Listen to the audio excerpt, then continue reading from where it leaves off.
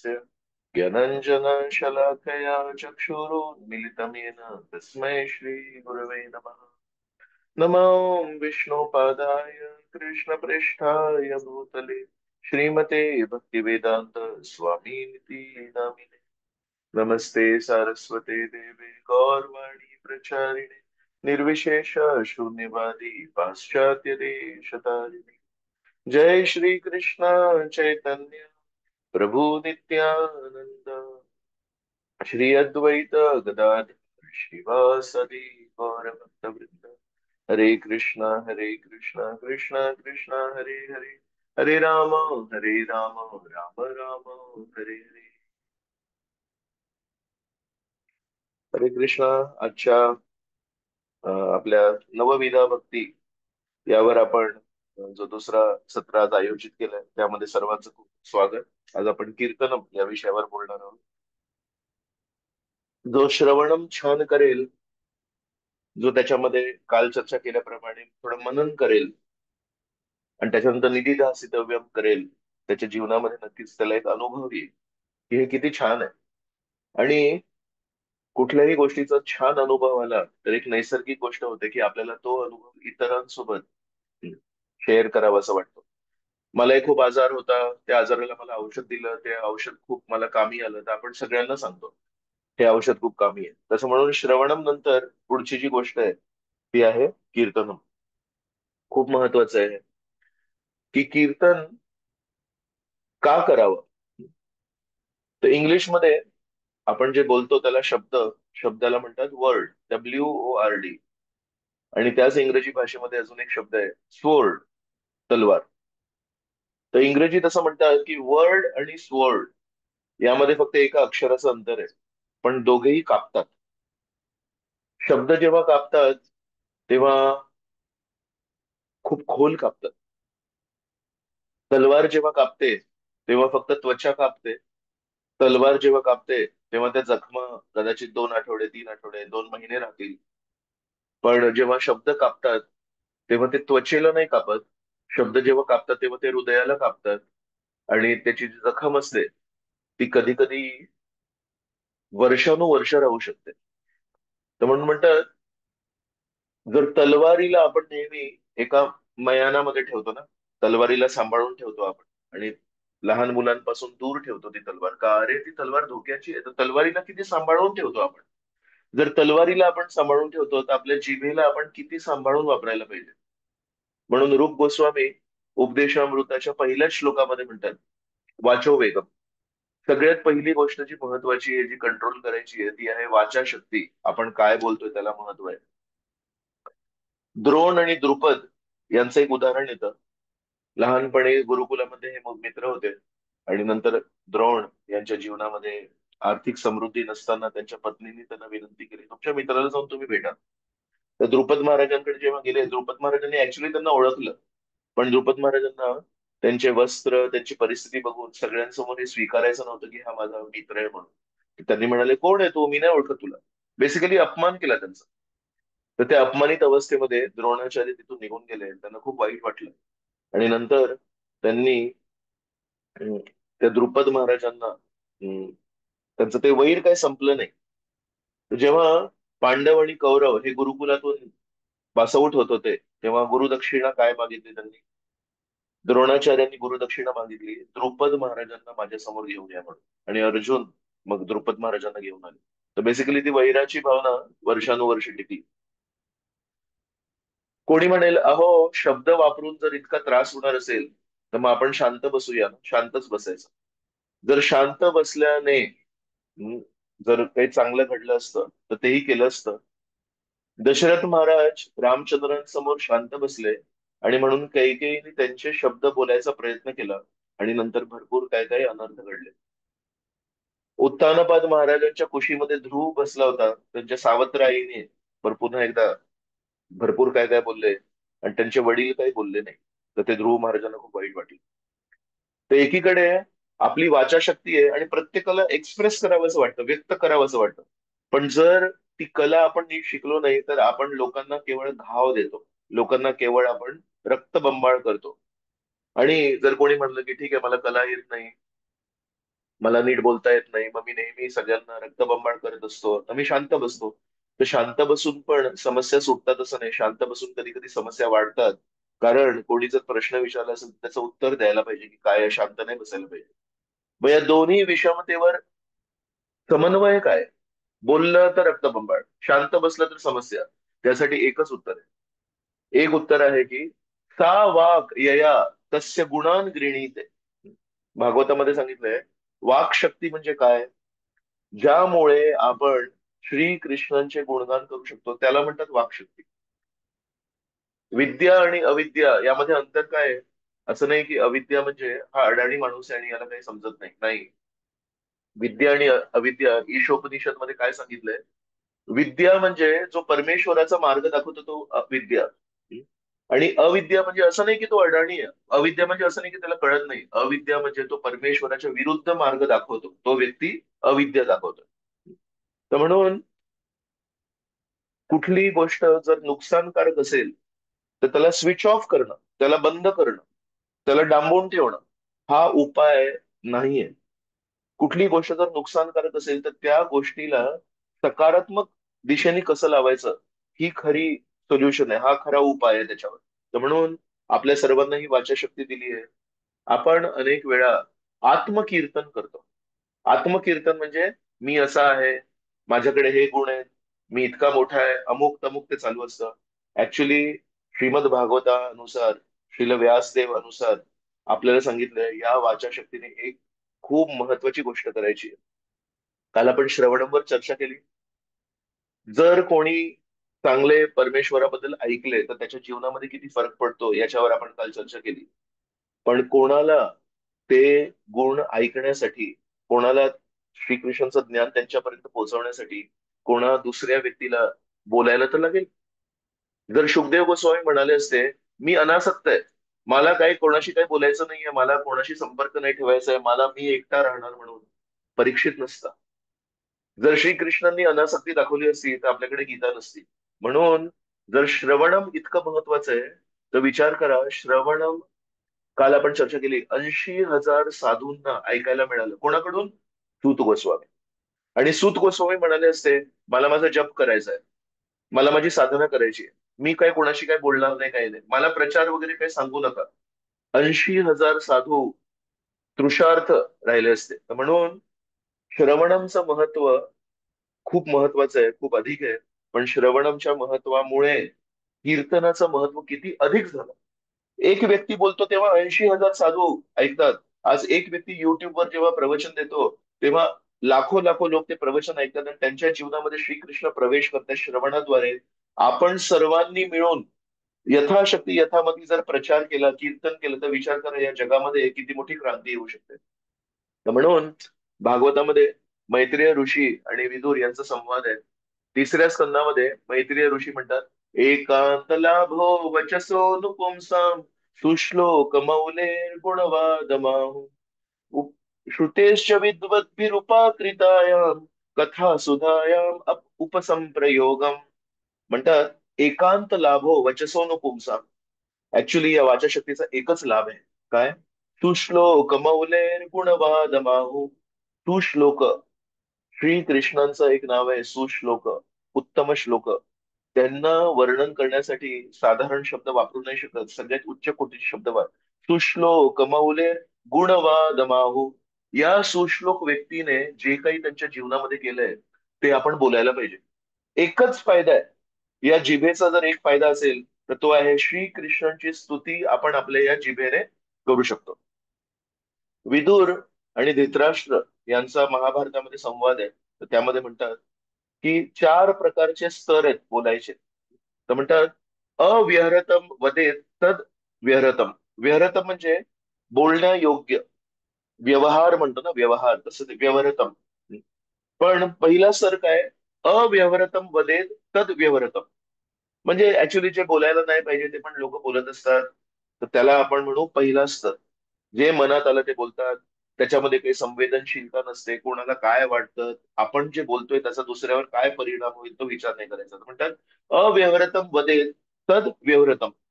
त्याच्या वरचा स्तर काय आहे? सत्यम वदेत तद व्यहरतम द्वितीयम.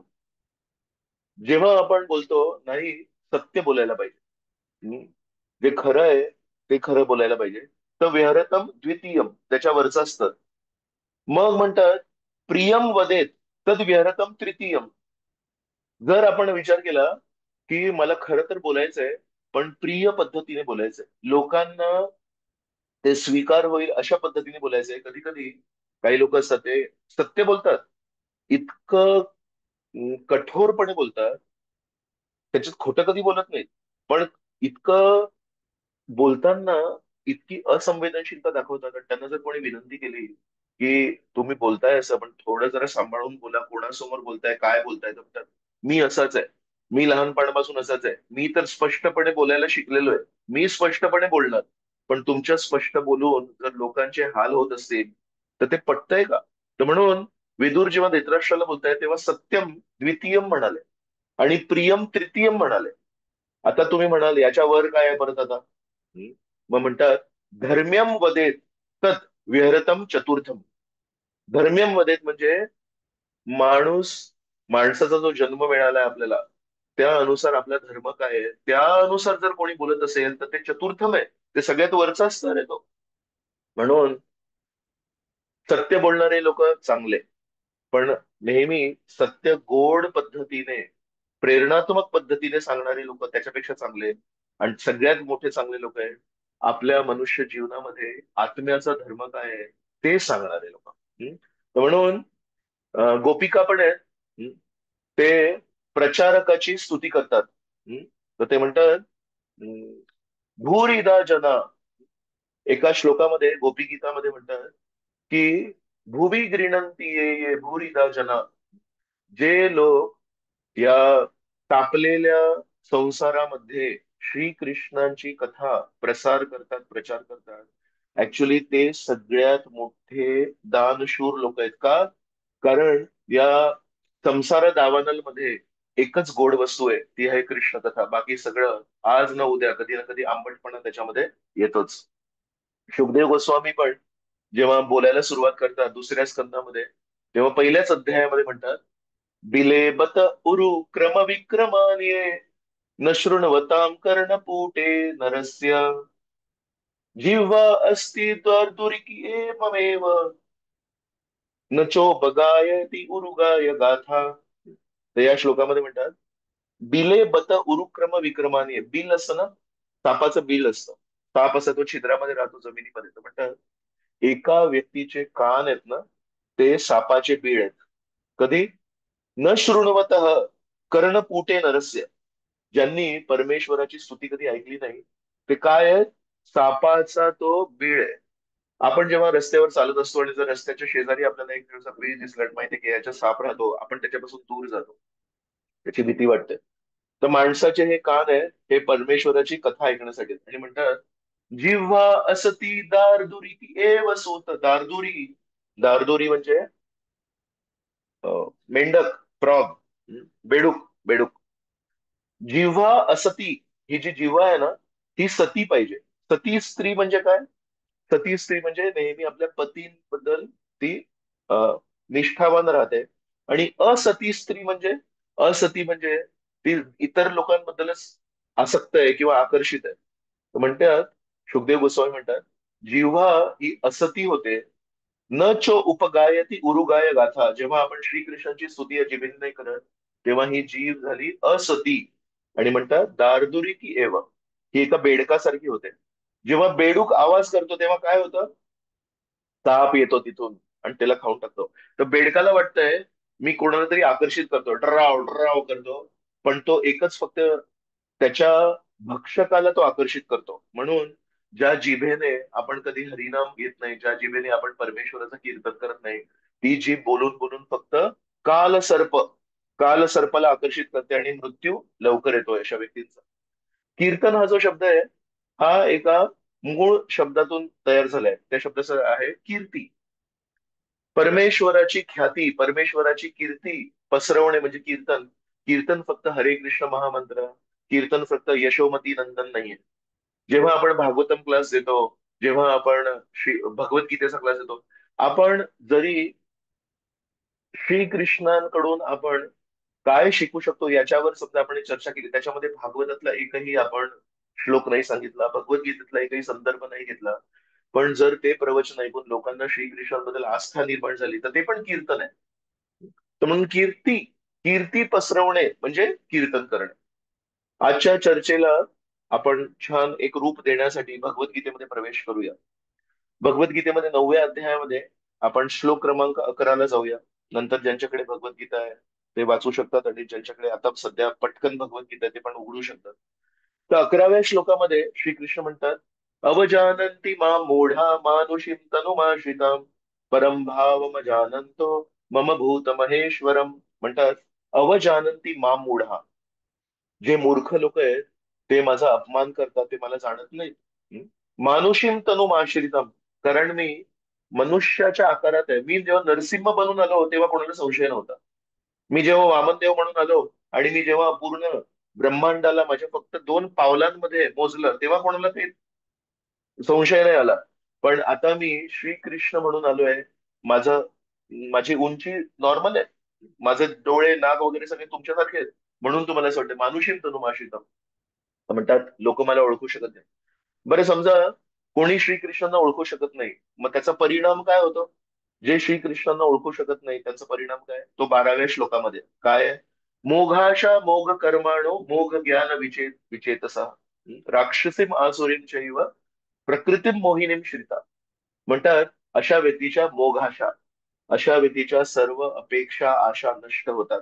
मोघ कर्माणो, तो जे काही कर्म करतो ते जीवनाच्या शेवटी सगळं नष्ट होतं. मोघ ज्ञान विचेतसा, मोघ ज्ञान म्हणजे त्यांनी जरी मोठे मोठे पुस्तकं वाचले असतील पण ते त्याला योग्य वेळी लक्षात नाही राहत आणि त्याचा नाश होतो. तर म्हणून जे परमेश्वराचा अनादर करतात त्यांच्याबद्दल श्रीकृष्ण त्याच्या पुढच्या श्लोकामध्ये सांगतायत, त्याच्या जीवनामध्ये फक्त शेवटी माती राहते. मग आता जे व्यक्ती श्रीकृष्णांची स्तुती करतायत किंवा श्रीकृष्णांप्रती त्यांचा अनुकूल भाव आहे त्यांच्याबद्दल काय? तर श्लोक क्रमांक 13, महात्मानस्तु मां पार्थ दैवीं प्रकृतीमाश्रिता भजन्ति अनन्य मनसो ज्ञात्वा भूतादिम अव्ययम. म्हणतात जे लोक माझा अनादर करतात त्यांच्या जीवनामध्ये माती राहते, पण महात्मा लोक जे आहेत, श्रीमद भागवतामध्ये जेव्हा नंदोत्सव साजरी होत आहे, नंदोत्सव म्हणजे श्रीकृष्ण अवतरले आणि वाढदिवस त्यांचा साजरा होत आहे. तर जेव्हा नंदोत्सव साजरी होतोय तेव्हा त्या श्लोकामध्ये शुकदेव गोस्वामी नंद महाराजांना महात्मा म्हणतात. नंद महाराजांना महात्मा का म्हणतात? कारण केवळ महात्मा व्यक्तीच श्रीकृष्णांना धारण करू शकतात. नंद महाराजांनी श्रीकृष्णांना जन्म दिला आणि बाकीचे जे साधू संत आहेत ते हृदयामध्ये पण श्रीकृष्णांना एका बाळासारखं घेऊन चाललेत. वसुदेव हे पण महात्मा आहेत का?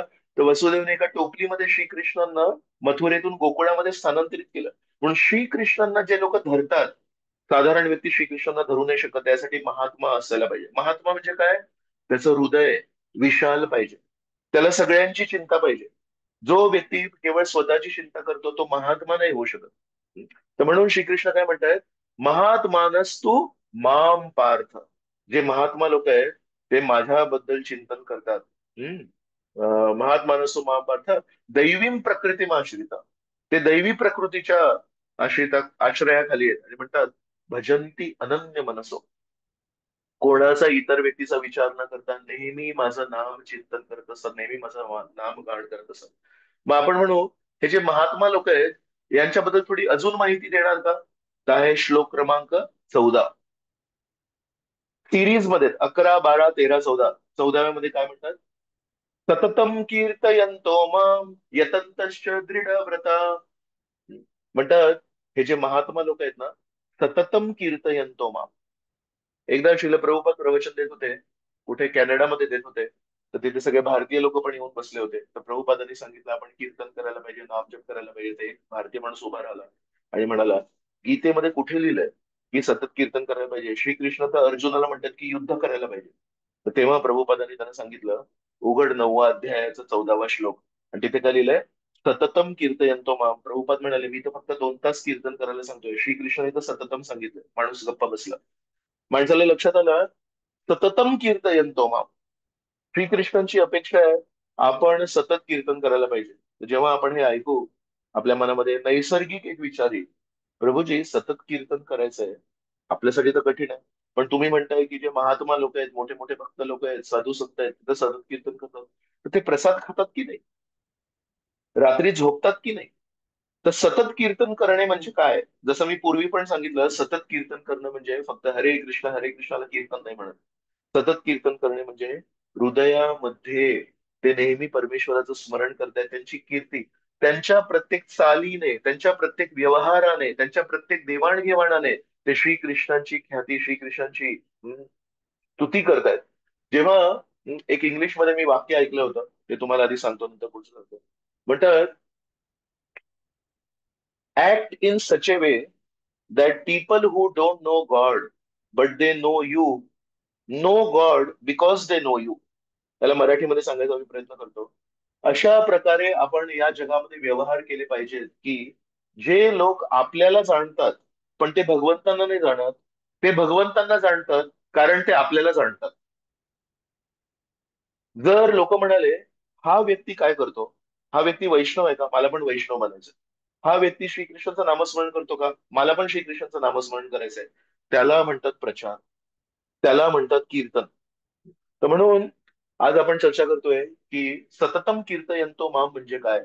श्रीकृष्ण म्हणतायत, तर सततम कीर्तयंतो माम म्हणजे हा व्यक्ती हृदयामध्ये नेहमी परमेश्वराची स्तुती करत असतो, हा व्यक्ती परमेश्वराची नेहमी गुणगान करत असतो. आणि म्हणून प्रत्येक कृतीतून, प्रत्येक लहान लहान गोष्टीतून पण आपल्याला लक्षात येतं की शुद्ध भक्त हे हृदयामध्ये नेहमी नाम कीर्तन करत असतात.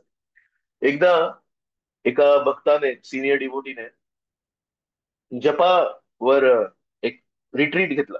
जसं आपण 3 दिवसांची श्रवण यात्रा करतो बारामतीमध्ये, तसं 2 दिवसांचा जपा कसा चांगला करायचा त्याच्यावर शृंखला होती, प्रवचन मालिका होती. आणि त्याच्यामध्ये त्यांनी सांगितलं की आपण एका ठिकाणी बसून, कमीत कमी काही प्रमाणात तरी, कारण जेव्हा आपलं शरीर हलत असतं तेव्हा थोडं जरा गोष्टी दिसतात वगैरे आणि आपण डिस्ट्रॅक्टेड असतो आपण. तर म्हणाले, काही माळा तरी आपण एका ठिकाणी बसून शांत चित्ताने मन एकाग्र करून आपण जप केला पाहिजे. जसं या महान प्रचारकाने हे सांगितलं, एका माणसाने हात वर केला. म्हणाले काय? म्हणजे आम्ही प्रभुपादांचे भरपूर व्हिडिओ बघितले. प्रभुपाद सकाळी वॉकिंग करायचे आणि वॉकिंग करता करता सगळे आजूबाजूला शिष्य असायचे आणि मध्येच हरे कृष्ण बोलायचे आणि मध्येच बोलायचे, याला बघून तुम्हाला काय समजतं? समुद्राकडे बघून कधी म्हणायचे, कधी झाडाकडे बघून म्हणायचे आणि प्रचार करायचे. तर यांनी म्हटलं, तुम्ही तुमच्या जपा या शृंखलेमध्ये सांगितलं की एका ठिकाणी बसून जप करायला पाहिजे, आणि आम्ही तर बघतो की आपले आचार्य प्रभुपाद तर मध्येच काहीतरी बोलतात, मग याच्याशी मध्ये शिष्याशी बोलतात आणि त्याच्याशी बोलतात आणि याच्याशी बोलतात, तर हे कसं समजून घ्यायचं? तर त्या प्रचारकाने खूप छान उत्तर दिलं. म्हणाले, प्रभुपादां सकाळी जेव्हा उठायचे तेव्हा आधी आपलं चॅन्टिंग करायचे, 16 माळा, त्यांचे जे काही त्यांच्या गुरु महाराजांप्रती त्यांची जी काय म्हणू संकल्प होता, ते करायचे. आणि त्याच्यानंतर दिवसभर प्रचार करायचे, दिवसभर श्रीकृष्णांचं गुणकीर्तन करायचे. आपण नाम कीर्तन करतो, तर परमेश्वराचे 4 रूप आहेत, माधुर्य, लीला, गुण, रूप, नाम. बरोबर? श्रीकृष्णांची लीला हे श्रीकृष्णांपासून अभिन्न आहे, श्रीकृष्णांचे गुण हे श्रीकृष्णांपासून अभिन्न आहे, श्रीकृष्णांचं रूप हे श्रीकृष्णांपासून अभिन्न आहे, आणि श्रीकृष्णांचं नाम हे श्रीकृष्णांपासून अभिन्न आहे. तर आपण जेव्हा नाम जप करतो, तर तो नाम जप आहे. त्याच्यानंतर दिवसभर काय करतो? तर तो माणूस म्हणाला, मी तर व्यवसाय करतो, नोकरी करतो, धंदा करतो, हे करतो, ते करतो. तर मग या प्रचारकांनी सांगितलं, आपलीकडून कीर्तन किंवा आपल्याकडून स्तुती फक्त 2च तास होते, जेव्हा आपण 16 माळा कीर्तन करतो तेव्हा. पण प्रभुपादांकडून किती कीर्तन होत आहे? 2 तास नाम कीर्तन होतं. त्याच्यानंतर जेव्हा लोकांशी भेटतायत, लोकांना बोलतायत, प्रचार करतायत, तेव्हा श्रीकृष्णाचं गुणकीर्तन करतायत. जेव्हा प्रभुपदांनी एवढ्या सगळ्या मूर्ती स्थापना केल्या, तर त्यांचं रूप कीर्तन करतायत. आणि अनेक वेळा भक्तांशी जेव्हा भेटायचे, तेव्हा कृष्ण बलराम राधा कृष्णांबद्दल लहान लहान सूक्ष्म सूक्ष्म मुद्दे सांगायचे. तर प्रभुपाद लीला कीर्तन पण करतायत. तर म्हणाले, प्रभुपाद 24 तास कीर्तन करतायत, तू फक्त 2 तास कीर्तन करतोस म्हणून तुला सांगितलं की ते चांगलं कर. जो व्यक्ती 24 तास कीर्तन करतोय त्याला हे करायची गरज नाही. मग म्हणाले, बरोबर आहे तुमचं म्हणणं, बरोबर. प्रभुपादांना एकदा प्रश्न विचारला की, प्रभुपाद, काही भक्त आहेत, ते नाम जप करता करता कधी कधी बाकीचे थोडंसं बोलतात मध्येच आणि करतात, तर त्याला कसं समजून घ्यायचं? तर प्रभुपादांनी सांगितलं, गावातल्या बायका कधी बघितल्यास? कधी कधी डोक्यावर 5 मडकी असतात एकावर एक एक, किंवा हंडे असतात, त्याच्यामध्ये पाणी असतं. पण चालत चालत फास्ट चालतात आणि तो मडका कधी पडत नाही. म्हणाले त्यांना ती प्रॅक्टिस आहे, त्यांना अनुभव आहे. पण म्हणाले शहरातली एखादी बाई गेली आणि डोक्यावर मडकं ठेवलं तर त्याला दोन्ही हाताने सांभाळायला लागतं, नाही ते पडतं खाली. तर म्हणाले ज्यांना वर्षानुवर्ष जप करायचा अनुभव आहे, ज्यांना वर्षानुवर्ष समर्पित जीवन जगले, त्यांना ते 4 मडके घेऊन पण चालता येतं. तू नको करूस तसं. तर मग लक्षात आलं त्या भक्ताला की आपण दुसऱ्यांची तुलना नाही करायला पाहिजे. प्रश्न हा आहे की मी माझा जप चांगला करतोय का. प्रश्न हा नाही आहे की मी त्याच्याशी चांगला जप करतोय का. आपण इतरांपेक्षा चांगला जप नाही करायचा आहे. आपल्याला आपल्या जपाचा स्तर, गुणवत्ता उंचवायची आहे आणि श्रीकृष्णांना स्पर्श करायचा आहे, श्रीकृष्णांना संपर्क करायचा आहे. तर म्हणून सतत कीर्तन कोण करू शकतो? नाम कीर्तन, गुण कीर्तन, लीला कीर्तन, रूप कीर्तन कोण करू शकतो? त्यासाठी श्री चैतन्य महाप्रभूंनी आपल्याला शिक्षाष्टक मध्ये 3ऱ्या श्लोकामध्ये काहीतरी सांगितलंय. तर म्हणतायत त्रिणाद अपि सुनीचेन तरोर अपि सहिष्णुना अमानीन मानदेन कीर्तनीय सदाहरी. खरोखर आपल्याला आपल्या प्रचाराची शक्ती जर पाहिजे असेल, जर कोणी म्हणतोय मला खूप प्रचार करायचा आहे, मला लोकांपर्यंत हरिनाम घेऊन जायचंय, मला लोकांपर्यंत श्रीकृष्णाच्या लीला घेऊन जायचंय, मला 24 तास नाम कीर्तन, लीला कीर्तन, गुण कीर्तन करायचंय, रूप कीर्तन करायचंय, अशा व्यक्तीसाठी श्री चैतन्य महाप्रभूंनी आपल्याला सांगितलंय स्वतःला रस्त्यावरच्या तृणपातापेक्षा जेव्हा आपण दीनहीन समजू, जेव्हा होणाऱ्या सर्व गोष्टींप्रती आपण सहनशीलता बाळगू, जेव्हा आपण स्वतःला मान सन्मान मिळावा ही आशा सोडून देऊ आणि प्रत्येकाला मान सन्मान देण्याची इच्छा ठेवू, तेव्हा कीर्तनीय सदाहरी. तर शुकदेव गोस्वामी आहेत. शुकदेव गोस्वामी हे कीर्तनाचे आचार्य मानले जातात. काल आपण श्रवणंवर चर्चा केली. श्रवणमचे आचार्य परीक्षित महाराज मानले. 7 दिवस एका ठिकाणी बसले, हल्ले नाही, भूक नाही, तहान नाही, झोप नाही. तर श्रवणमचे आचार्य. आणि सुखदेव गोस्वामी पण हल्ले नाही. सुखदेव गोस्वामी पण भूक नाही, तहान नाही, झोप नाही. आणि कमीत कमी परीक्षित महाराज ऐकतायत, सुखदेव गोस्वामी बोलतायत. बोलणाऱ्या व्यक्तीला नेहमी जास्ती ऊर्जा खर्च करावी लागते आणि जो ऐकणारा व्यक्ती असतो तो फक्त बोलणाऱ्या व्यक्तीकडे बघत असतो. पण बोलणाऱ्या व्यक्तीला तिथे बसलेल्या सगळ्यांना धरून बोलावं लागतं. म्हणून 3 ठिकाण आहेत श्रीमद भागवतामध्ये जिथे सुखदेव गोस्वामींनी शुद्ध भक्ती सोडून दुसरं एक उत्तर दिलं. का? तर तिथे बाकीचे पण लोक बसलेले होते, त्यांना पण सामावून घ्यायचं होतं आणि एका अर्थाने परीक्षिताची त्यांनी परीक्षा घेतली. 6व्या स्कंदाच्या सुरुवातीला, बेसिकली 5व्या स्कंदाच्या शेवटी नरकांचं वर्णन आहे. आणि परीक्षित कारण एक शुद्ध वैष्णव आहे, तर लगेच परीक्षित काय म्हणतो, परीक्षित स्वतः नरकात नाही जाणार आहे. तो तर श्रीकृष्णांवर परीक्षा घेत होता लोकांची, तुम्ही श्रीकृष्ण आहात का, तुम्ही श्रीकृष्ण आहात का, म्हणून त्याचं नाव परीक्षित आहे. पण परीक्षिताच्या मनामध्ये स्वाभाविक प्रश्न येतो, लोक नरकात जात असतील तर त्यांना वाचवण्यासाठी काय करायचं. तर त्याचं पहिलं उत्तर काय देतात सुखदेव गोस्वामी, म्हणतात प्रायश्चित्त करायला पाहिजे. लगेच परीक्षित म्हणतात प्रायश्चित्त म्हणजे हत्ती स्नान केल्यानंतर स्वतःला मातीने माखतो. प्रायश्चित्त म्हणजे लोक चुका करतात, मग प्रायश्चित्त करतात, परत तीच चूक करतात, परत सॉरी म्हणतात, परत तीच चूक करतात, परत सॉरी म्हणतात, मला नाही मान्य आहे. मग सुखदेव गोस्वामी म्हणाले नाही, गुरूंचं अवज्ञा करतोस नाही. सुखदेव गोस्वामी म्हणाले बरोबर आहे, मी तुझी परीक्षा घेत होतो. मग सांगा आता पापवृत्ती नष्ट करायसाठी काय. तर म्हणतात त्याग करायचा, विमर्शनम, ज्ञान अर्जित करायचं आणि त्या ज्ञानामुळे त्याग करायचा या सगळ्या जगाचा. परीक्षित म्हणाले मला नाही मान्य आहे, कारण मी बघतो उन्हाळ्यामध्ये सगळी जी हिरवळ असते ती नष्ट होते आणि जसा एक पाऊस पडला तर लगेच ती हिरवळ येते. म्हणजे मनातल्या सुप्त इच्छा होत्या, तर बाहेरचं फक्त आपण गवत जाळलं, तण जाळले, पण जर त्यांना मुळापासून जर बाहेर नाही काढलं तर काही फायदा नाही होत.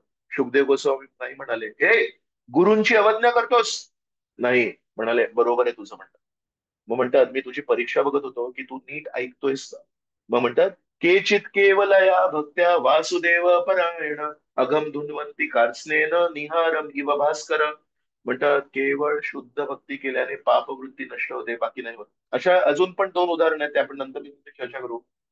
पण हे का सांगितलं, वक्त्याला किती एनर्जी टाकायला लागते.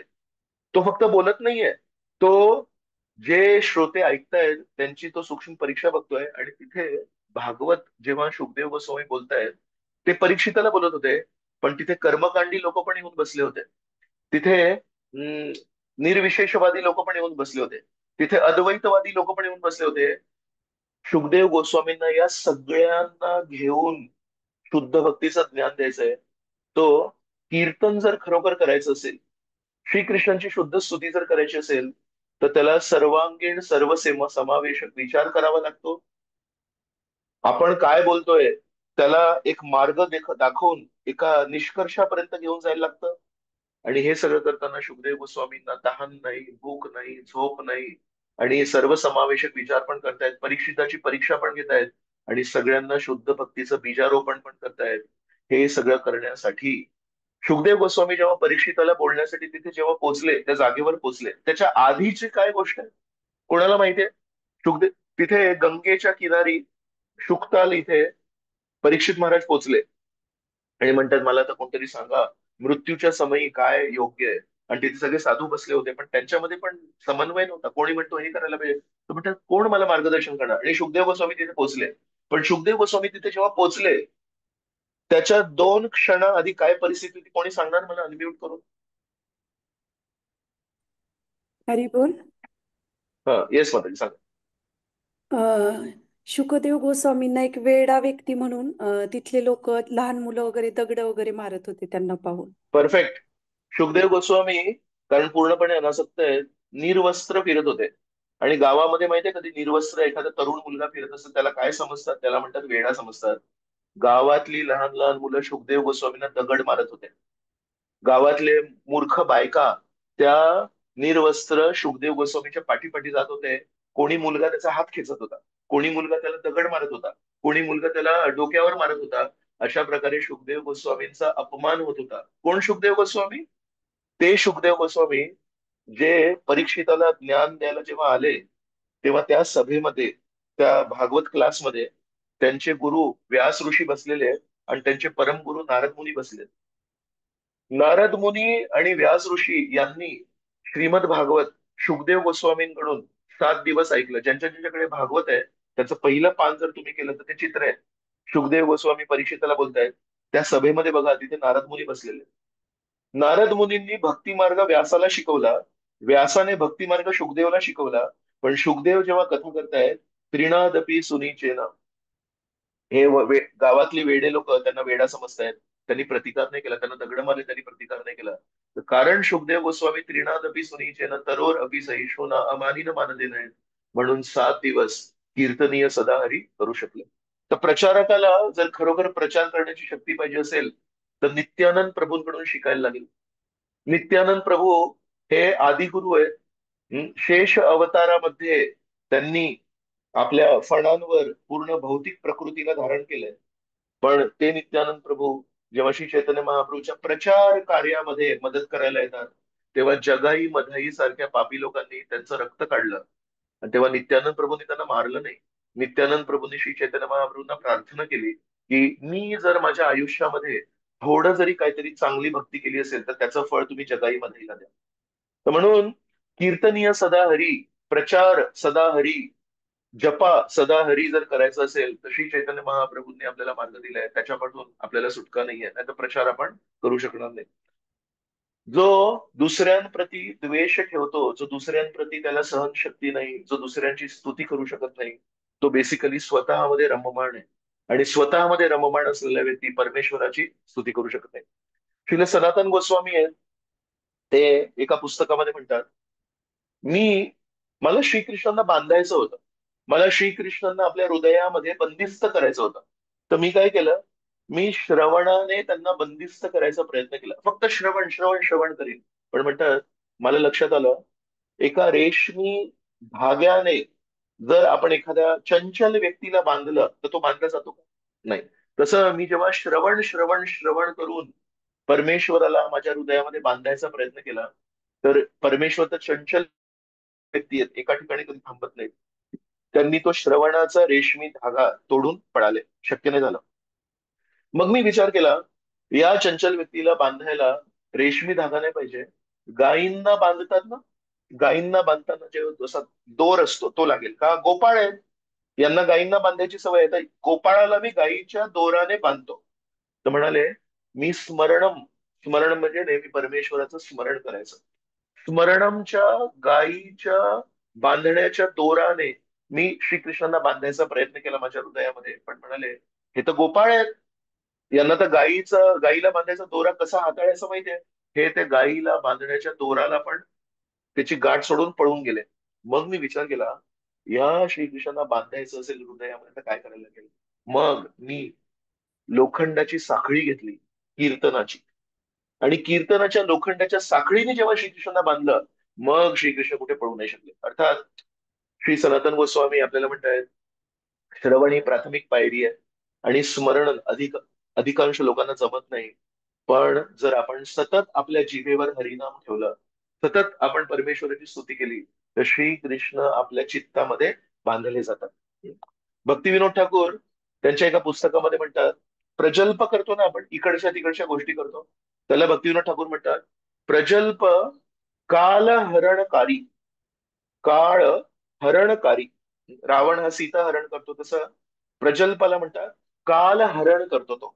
आपल्या जीवनामध्ये एक एक क्षण महत्वाचा आहे, कधी मृत्यू येईल माहिती नाही, पण आपण जेव्हा इकडच्या तिकडच्या गोष्टी करतो, काल हरणकारी. तर आपण प्रजल्पापासून नेहमी दूर जायला पाहिजे, इकडच्या तिकडच्या गोष्टी नाही करायला पाहिजे, आणि नेहमी जरी आपल्याला सांसारिक गोष्टी करायच्या असतील, पण नेहमी आपण आत्मपरीक्षण करायला पाहिजे, या सांसारिक गोष्टींबद्दल बोलून माझ्या भक्तीमध्ये वाढ होते का. सुखदेव गोस्वामी सांसारिक गोष्टी करतात का? करतात. कुठल्या माहितीये? म्हणतात, कसे जे गृहमेधी लोक आहेत ते नेहमी ऐहिक गोष्टीमध्ये फसलेले असतात, आणि म्हणून एका भक्ताने ऐहिक गोष्टीमध्ये नाही फसायला पाहिजे. तर भौतिक जीवनाचे दोष दाखवण्यासाठी, जेणेकरून कोणी आध्यात्मिक जीवनाकडे आकर्षित होईल, तेवढ्या भौतिक गोष्टी करतात, तेवढ्या सांसारिक गोष्टी करतात. डॉक्टरकडे आपण गेलो आणि म्हणालो की मला असं असं दुखतंय, तर डॉक्टर म्हणतात, तुम्ही हे चुकीचं खाल्लं म्हणून असं झालं. तर ती उपचारासाठी पोषक गोष्ट आहे. जर आपल्याला लक्षात आलं की आपण काय चुकीचं खाल्लंय, मग आपण ती गोष्ट टाळणार आणि दुसऱ्या दिवशीपासून काहीतरी चांगली गोष्ट खाणार.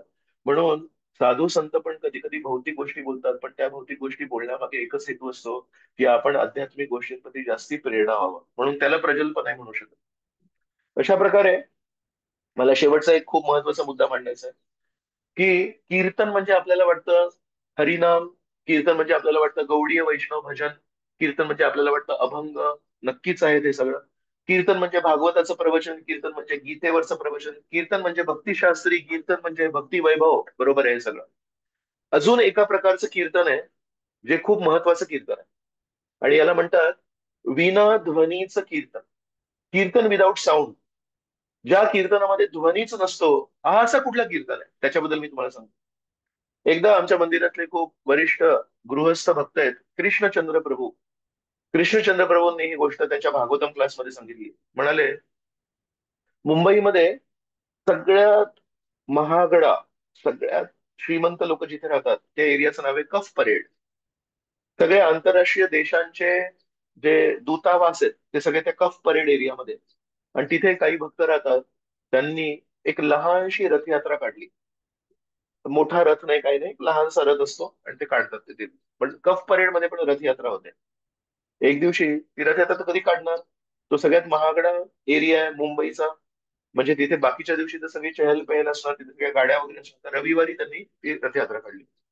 रथयात्रा जेव्हा काढली, भक्त लोक जेव्हा हरिनामाचा गजर मध्ये गुंग होतात, जेव्हा रथयात्रा निघते, जगन्नाथ बलदेव सुभद्रा म्हणतात खेचा खेचा, तर लोक इतके असे मदहोश होतात. कोणीतरी तो असा रथ जोरात खेचला, आणि त्या कफ परेड मध्ये कुठल्या गाड्या असणार? सगळ्या मर्सिडीज बेन्झ गाड्या. एका मर्सिडीज बेन्झ गाडीला तो रथ जाऊन जोरात धडकला. त्याच्यामध्ये एक थोडासा डेंट पडला. सगळे लोक घाबरले, सगळ्यांचे घाम सुटला. लोक म्हणतायत, अरे बापरे, आता काय करायचं. तर त्या रथयात्रेचे जे लीडर होते, ते म्हणाले, काही काळजी करू नका, आपण एक काम करूया. त्यांनी एक कागद घेतला, त्या कागदावर लिहिलं, हरे कृष्ण, आम्ही रथयात्रा करत होतो, आणि रथयात्रा करता करताना चुकीने तुमच्या कारला धडकलो, आणि आम्हाला दिसतंय की आम्ही तुमच्या कारला नुकसान केलं. आम्ही नुकसान भरपाई करण्यासाठी उपलब्ध आहोत. आणि त्यांनी खाली त्यांचं नाव लिहिलं, अमुक अमुक दास, आणि त्यांचा फोन नंबर लिहिला आणि त्या मर्सिडीज बेन्सचा जो वायपर होता त्या वायपरवर तो कागद अडकवला आणि मग रथयात्रा पुढे गेली. पण त्यांनी बेसिकली सांगितलं आम्ही आहोत ते जबाबदार याच्यासाठी. तर ही रथयात्रा करताना पैसे नेहमी पाहिजेच असतात. रथयात्रा अजून चांगल्या स्तरावर जर करायची असेल तर. तर हे लोक एका श्रीमंत व्यक्तीच्या घरी गेले होते रथयात्रा करण्यापूर्वी. त्याला म्हणाले होते की थोडं काही मदत करणार का? तर ते म्हणाले, आज सकाळी जर तुम्ही आले असते तर मी तुम्हाला 1 लाख रुपये दिले असते. आज सकाळीच एक मुख बधीर शाळा आहे, ते लोक येऊन गेले तर त्यांना मी 1 लाख रुपये दिले. तर म्हणाले आम्हाला काहीतरी तरी मदत करा. तर म्हणाले आज मला जी काही मदत करायची होती ती तर झाली, आता नंतर बघू म्हणून. तर यांना काही पैसे मिळाले नव्हते त्या श्रीमंत व्यक्तीकडून. मग दुसऱ्या दिवशी फोन आला या लीडरला, कॉंग्रिगेशन लीडरला. तर त्यांना म्हणतात, तुमचं नाव हे का? हो. तुमचीच काल रथयात्रा धडकली का? तो म्हणाले हो. पण माफ करा, आमच्याकडून ती चूक झाली, पण जे काही गरजेचं आहे ते करतो. म्हणाले मला भेटायला या तुम्ही. ते म्हणतात बापरे आता काय होईल माहिती नाही. एक तर ती मर्सिडीज बेन्स. मग गेले तर तो पत्ता कोणाचा होता माहिती आहे? त्याच श्रीमंत व्यक्तीचा होता जो म्हणाला की माझ्याकडे पैसे नाही आहेत आज तुम्हाला द्यायला. तो म्हणाला आजपर्यंत मी असं ऐकलं नाही की कुठल्या गाडीला कोणी धडकलंय तर तो स्वतःचा फोन नंबर आणि नाव तिथे वायपरला लावतो तर लोक तर पळून जातात तिकडून. म्हणजे तुम्ही काय करताय हे सगळं? तो म्हणाले नाही आम्ही हरे कृष्ण आंदोलनात आहोत, आम्ही जप करतो. म्हणतो जर तुमचा हरे कृष्ण महामंत्र करून जगन्नाथ रथयात्रेमध्ये अशी मर्सिडीज मध्ये धडकून तुम्ही स्वतःचं नाव आणि नंबर ठेवता, तर म्हणाले तुम्ही खरे भक्त आहात म्हणून. त्यांनी त्या दिवशी 50,000 रुपये दिले. रथयात्रेनंतरचा दिवस आहे हा. पण म्हणाले आज 50,000 देतोय आणि पुढच्या प्रत्येक रथयात्रेमध्ये तुमचा जो सगळा प्रसाद आहे तो मी स्पॉन्सर करीन का? आजपर्यंत लोक पैसे घेऊन जातात माझ्याकडे पण मी चारित्र्य परिवर्तन कधी बघितलं नाही. आज मला लक्षात आलं काय तर कृष्णचंद्र प्रभू म्हणत होते आपल्याला असं वाटतं की परमेश्वराची ख्याती आपण फक्त बोलून पसरवू शकतो. पण म्हणाले मी त्या भक्तांना म्हणालो की तुम्ही पण खूप कीर्तन करता हो. तर ते म्हणाले नाही हो प्रभूजी, माझा आवाज पण चांगला नाही, मला प्रवचन पण देता येत नाही. तुम्ही विना ध्वनीचं कीर्तन करता. त्या दिवशीपासून त्या पूर्ण एरियामध्ये नाव पसरलंय की हे हरे कृष्णवाले लोक आहेत, हे खरोखर प्रामाणिक आहेत, हे चोर लोक नाही आहेत, हे जबाबदारीने सेवा करतात. तर म्हणाले त्या कफ परेडमध्ये त्या रथयात्रेचं एक वेगळं स्तर झालं.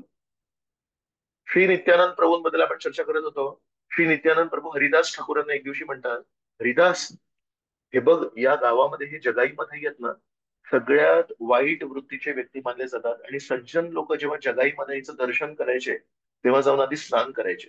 म्हणतात या जगाई मधाईला जर आपण परिवर्तन केलं तर आपले जे वैद्य आहेत श्री चैतन्य महाप्रभू त्यांचं औषध किती फेमस होईल. लोक म्हणतील जगाईमध्येही परिवर्तित झालं, काय केलं? तर म्हणजे नित्यानंद प्रभूंनी त्यांना हरिनाम दिलं. तर डॉक्टर कधी फेमस होतो?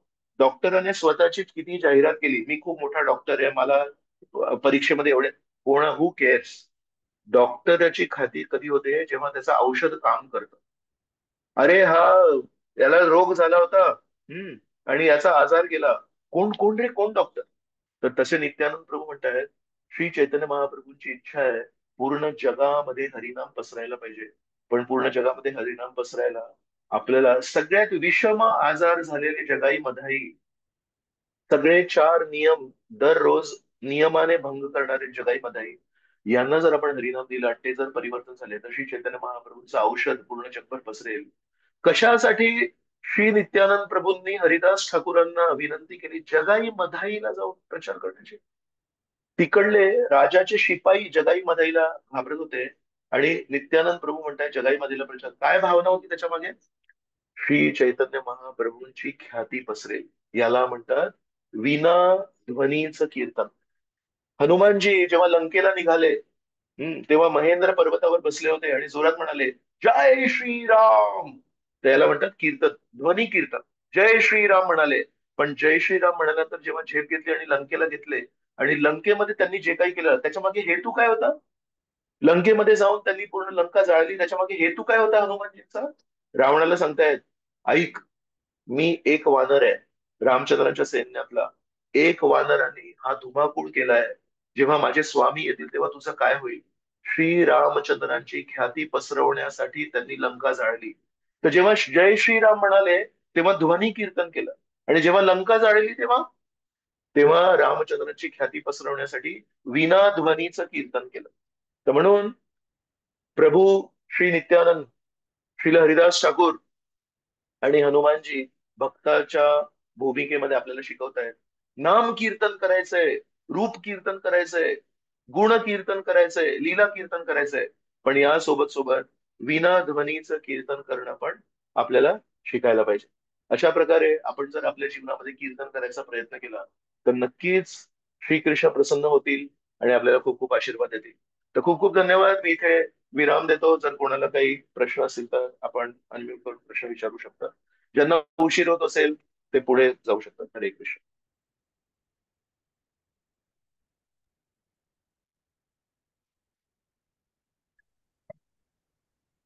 थँक्यू प्रभूजी, थँक्यू.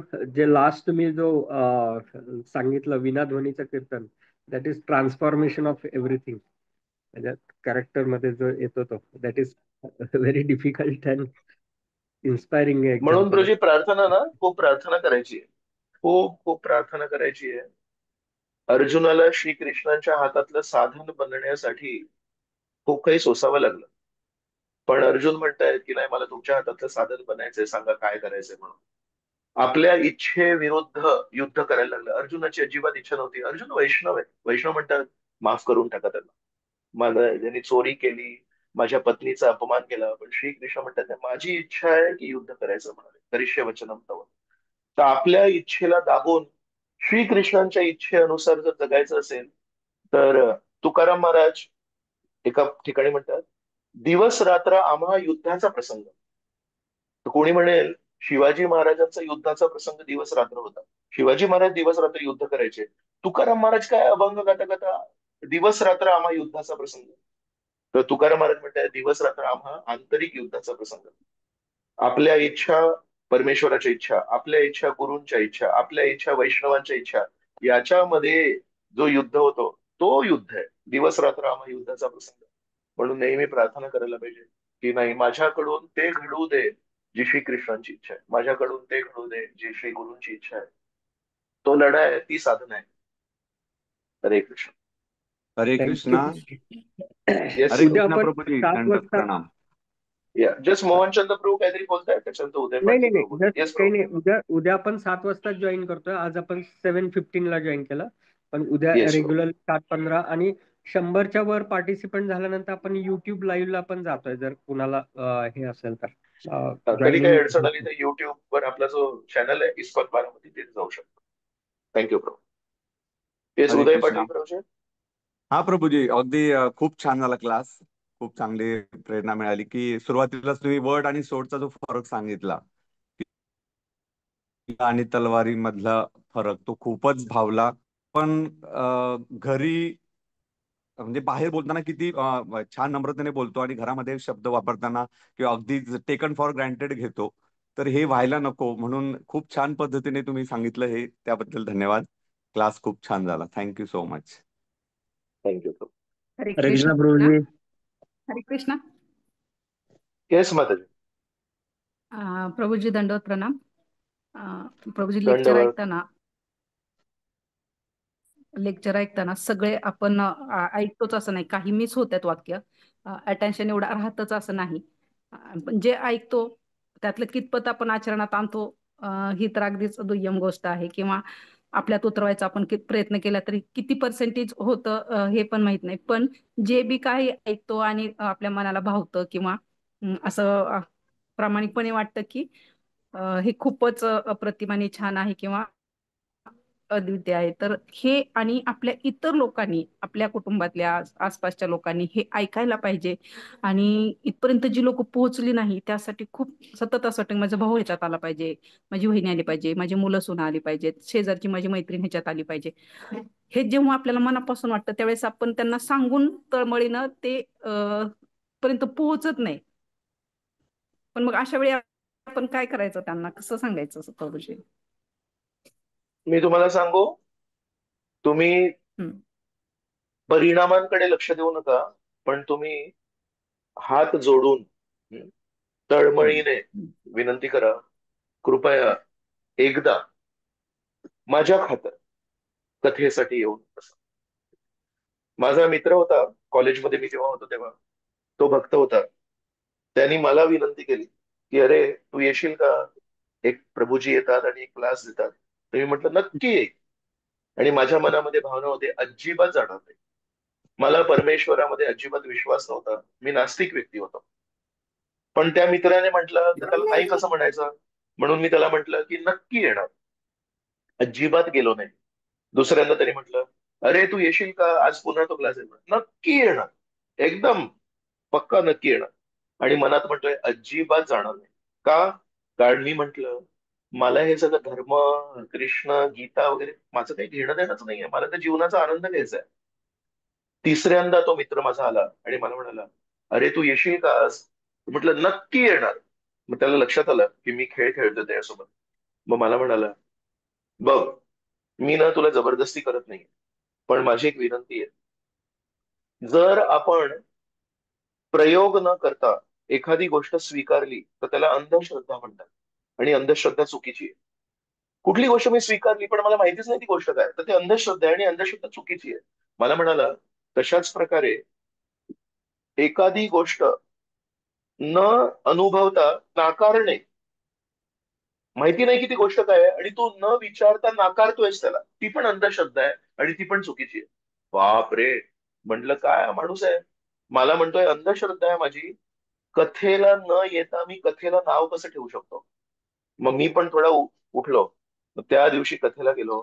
तो माझा पहिला लेक्चर होता. त्या लेक्चर नंतर एकही लेक्चर मिस नाही केलं, कारण त्या लेक्चर मध्ये मला लक्षात आलं हे जे वक्ते आहेत हे आकाशातल्या ढगांसारखं नाही बोलत आहेत, हे जमिनीवर चालणाऱ्या व्यक्तींसारखं बोलतायत, प्रॅक्टिकल बोलतायत. म्हणून तर म्हणून एक आपल्याला विश्वास पाहिजे की बाकीचे लोक काय कथा करतात माहित नाही, पण प्रभुपादांच्या गुरु शिष्य परंपरेमध्ये जी कथा होते ती पृथ्वीवर चालणाऱ्या व्यक्तींसाठी कथा होते. आकाशामध्ये ढगांच्या पाठीमागे लपणाऱ्या देवतांसाठी ती कथा नसते. आता जेव्हा ज्या लोकांना मी विचारतो की कथा कशी वाटेल, तेव्हा प्रॅक्टिकल होती, आपल्यासाठी अनुकरणीय होती आणि अनुसरणीय होती. नुसतं त्यांनी तसं केलं आणि यांनी असं केलं ही कथा तर कोणीही करू शकतो. ते तर दादा दादी की कहाणी आहेत. तर म्हणून माझ्या स्वतःच्या जीवनामध्ये मला कधीच कथेमध्ये भाग नव्हता घ्यायचा, पण एका मित्राने मला वारंवार विनंती केली आणि मला एक दिवशी त्यांनी धरलं आणि म्हणाला एकदा ये.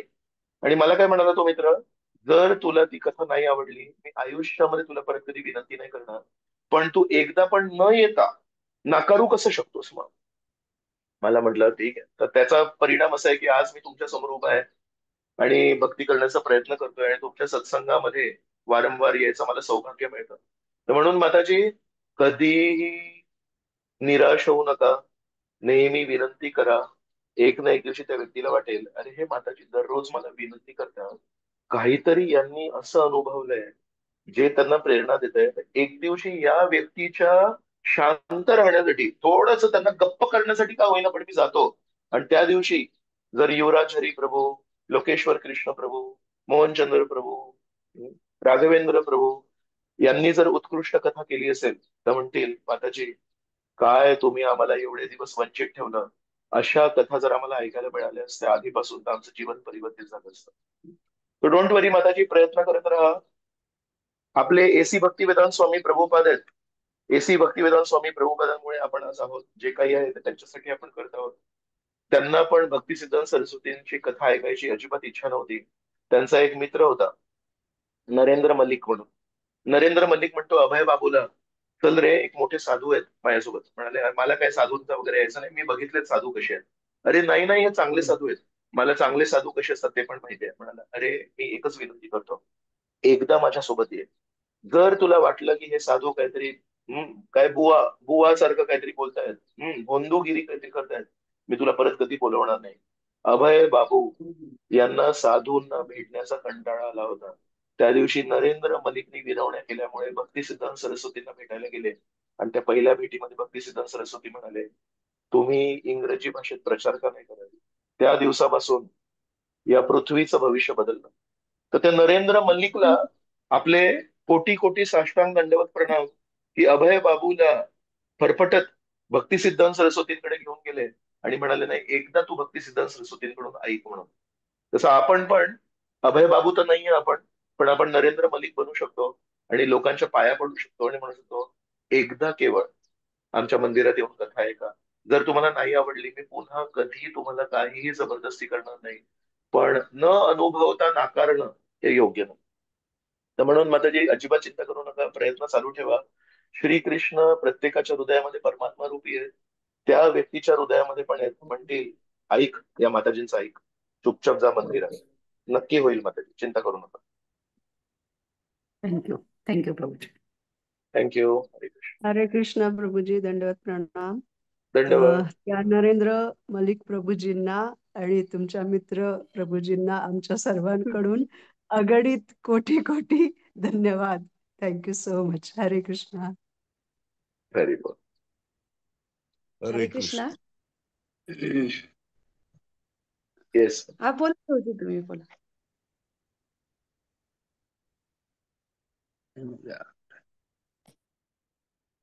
हरे कृष्णा.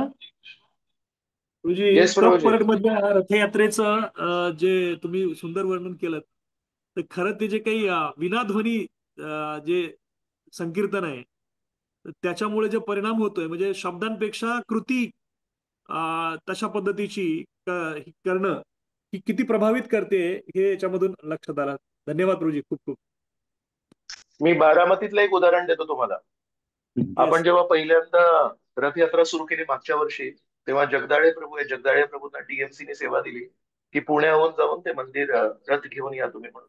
तर त्यांना या मेकॅनिकल इंजिनिअरिंगचं काही कळत नाही. ते बिचारे IT वाले आहेत, कम्प्युटर वाले आहेत, पण त्यांना सेवा दिली, कधी नाही नाही म्हणाले, निगडीपर्यंत गेले. पण सोबत त्यांच्या एका मित्राला घेऊन गेले, त्यांची मेकॅनिकल इंजिनिअरिंगचे एक कारखाना आहे, त्या प्रभूजींना घेऊन गेले. त्या प्रभूजी जे आहेत, ते कारखानेवाले जे आहेत, त्यांचा भक्तीशी काही संबंध नाही, त्यांना हरिनामाशी काही संबंध नाही, पण एका मित्राची मदत करायला निगडीपर्यंत गेले, रात्री प्रवास करून. कारण तो एवढा मोठा रथ दिवसा आणला तर पोलीस पकडतात, तर रात्री प्रवास करून तो सकाळी 5 वाजेपर्यंत मंदिरात आणला.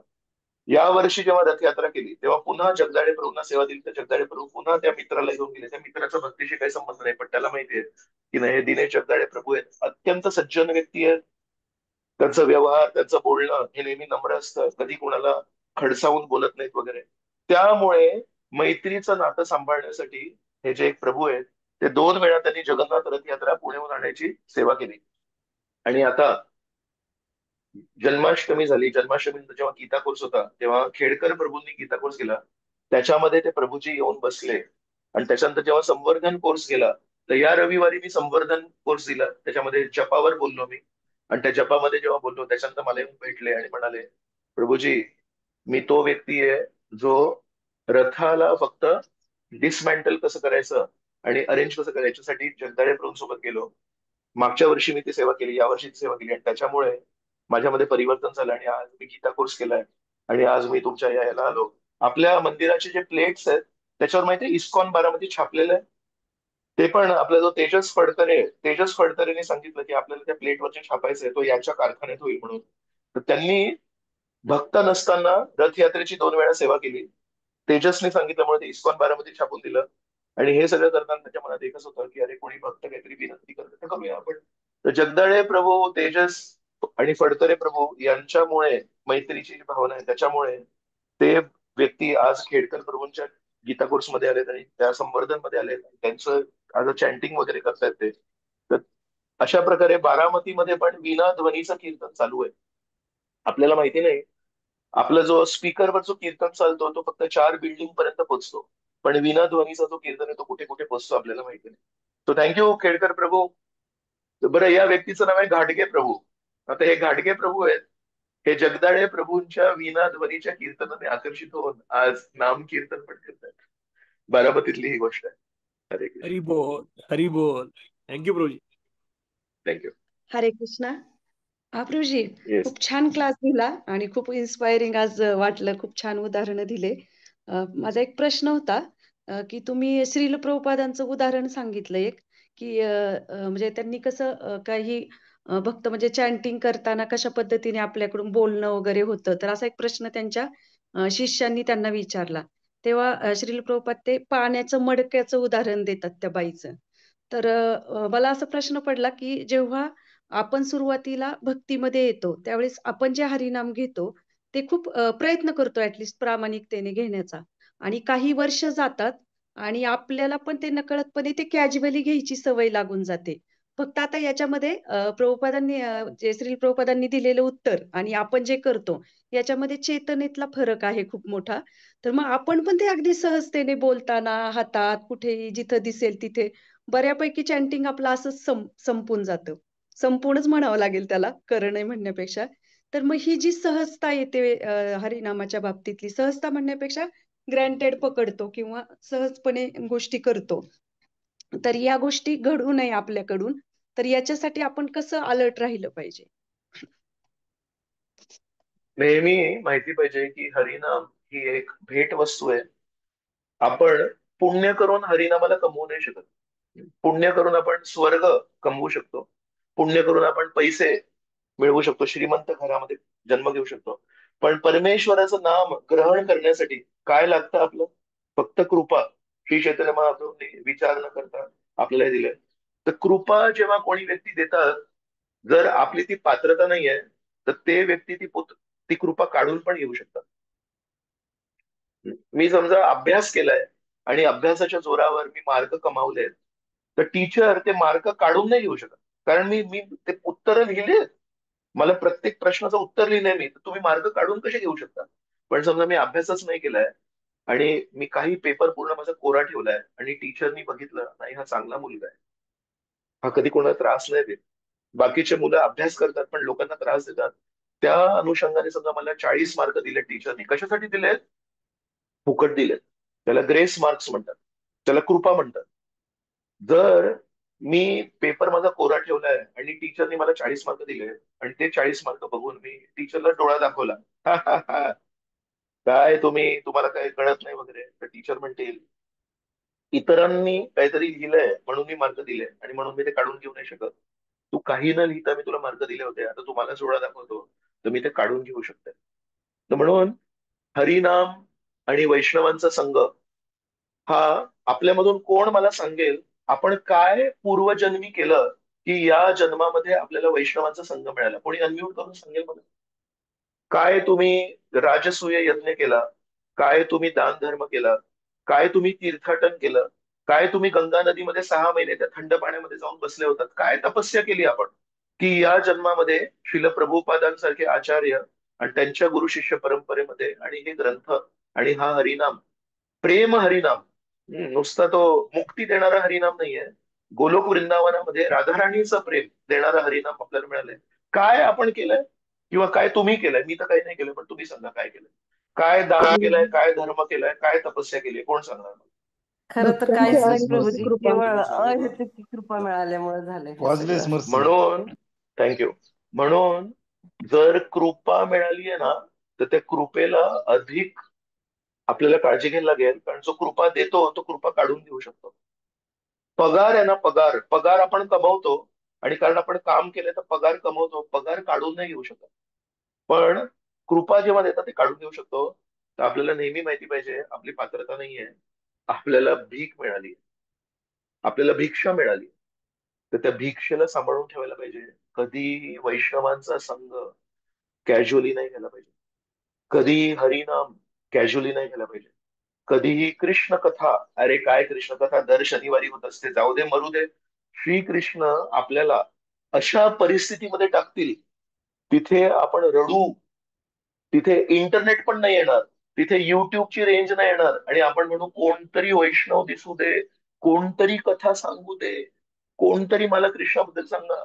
आज आपल्याला प्रभुपादांच्या कृपेने इतका प्रचूर संघ मिळालाय.